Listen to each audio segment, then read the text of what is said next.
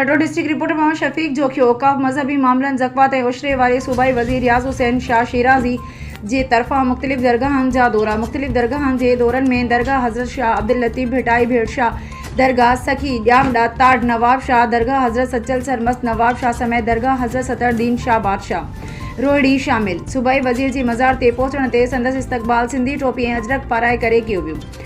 सूबाई वज़ीर दरगाहनि ते हाज़िरी भरे गुलनि जी चादर चाढ़ी ऐं फातिहा ख़्वानी कई। इन मुख़्तलिफ़ दरगाहनि ते औकाफ़ मज़हबी मामलनि ज़क़वात उशरे वारे खाते जे ऑफिसरनि ऐं कमेटी मेंबरनि सां मुलाक़ात कई ऐं ज़ाइरीन जी सहूलियत जे हवाले सां कयल क़दमनि जो जाइज़ो वरितो। सूबाई वज़ीर सैयद रियाज़ हुसैन शाह शिराज़ी ज़ाइरीन खे दरपेश मुश्किलातुनि जी निशानगी कंदे लाॻापियल इंतिज़ामिया ऐं अमले खे हिदायतूं जारी कयूं त ज़ाइरीन खे मुकमल सहकार ऐं समूरी ज़रूरतूं सहूलियतूं फ़राहम करण जे लाइ ज़रूरी क़दम खंया वञनि।